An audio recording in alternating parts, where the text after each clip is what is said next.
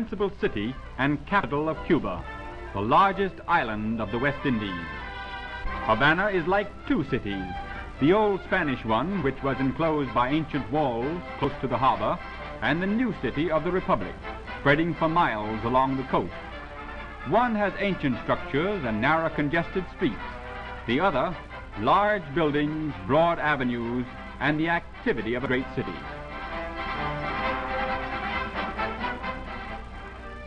The heart of the city is the wide thoroughfare called the Prado, where the magnificent new Capitol stands. The superb building was completed in 1929 at a cost of $20 million. It houses the Congress of the youngest republic in the New World. The Cubans have laid out their new capital city along spacious lines and embellished it with many fine parks and splendid buildings.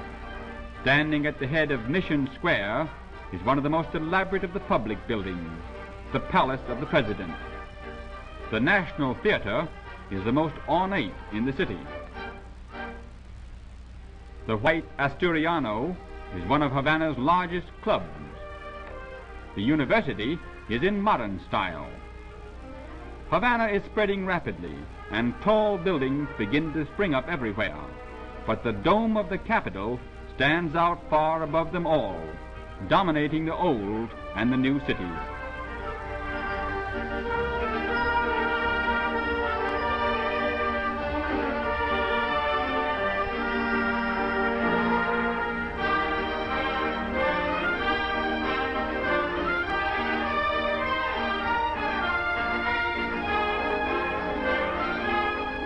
The most renowned avenue of Havana is the Malecon, a curving driveway bordering the sea, similar to the famed boulevards along the French Riviera.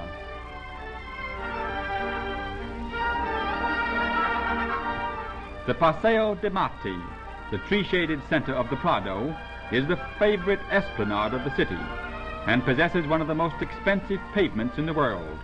During the day, few persons wander beneath the trees, but in the evenings or holiday afternoons, it is crowded with promenaders. The principal business streets of Havana are in the old part of the city. The activity in these congested narrow thoroughfares is the greatest of any in the West Indies, for Havana is the largest city of the Caribbean.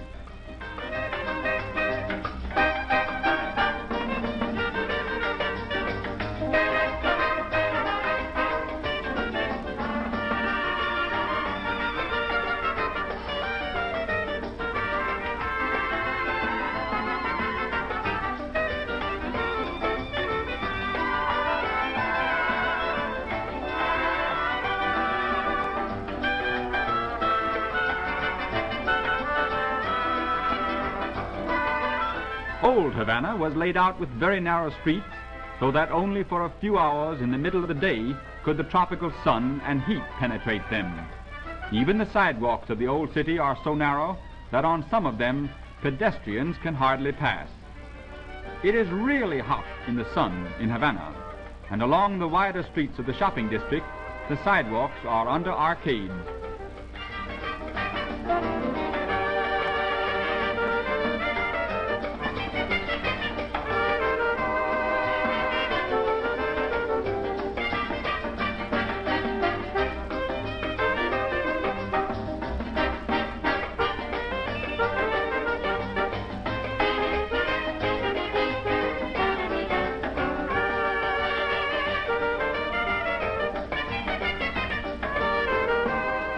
Many of the shops in the city have open fronts, for the climate of Havana is like continual summer. Groceries are neatly arranged behind counters opening directly on the sidewalks.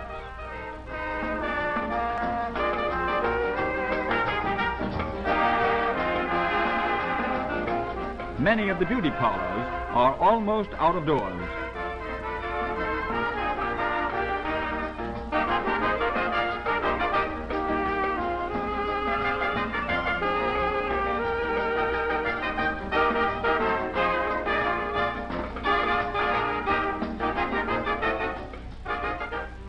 An outstanding curiosity of Havana is the Columbus Cemetery. It is one of the most amazing in the world, for nearly all the graves are above ground. Millions of dollars have been spent here on marble tombs and memorials. One mausoleum contains scores of tombs, one above another. Not only at the cemetery, but all over Havana, ornamental monuments have been erected. Nearly all are to Cuban patriots who fought or died for the island's independence. Among the most elaborate is the monument to General Maximo Gomez, one of the three leaders who brought about the rebellion that ended by American intervention and freedom for Cuba from the tyranny of Spain.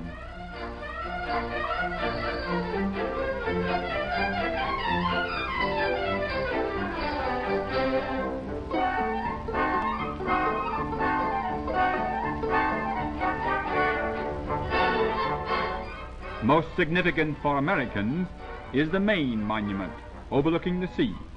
It was given by the Cuban people as a memorial to the American sailors who lost their lives when the battleship Maine was blown up in Havana Harbor in 1898, the act that precipitated the Spanish-American War.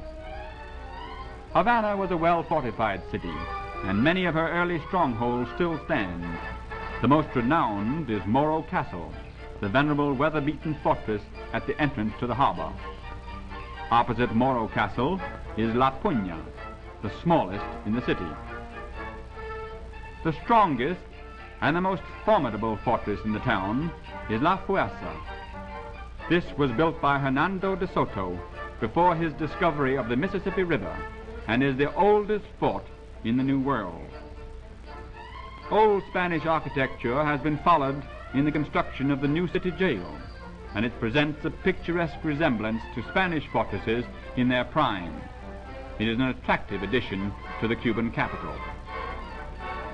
An unpretentious little temple on the old Plaza de Armas commemorates the first landing in 1519 of the founders of Havana. The most beautiful of the old buildings of the city is the former palace of the royal Spanish governors. After the formation of the Republic, this was the residence of the President, but now it is the City Hall. The houses of the Spanish aristocrats were elaborate, and some even palatial. The exteriors were severe, but within there was always a restful patio with palms and fragrant flowers.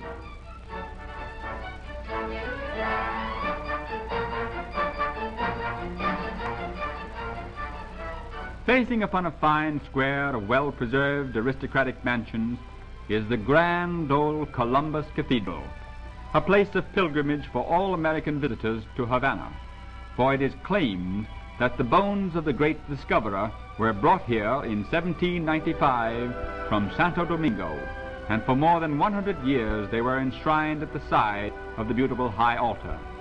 The noble old towers are topped by the progress of modern Havana, but they still look down upon the old colonial city that was the last outpost of the Spanish Empire in the New World.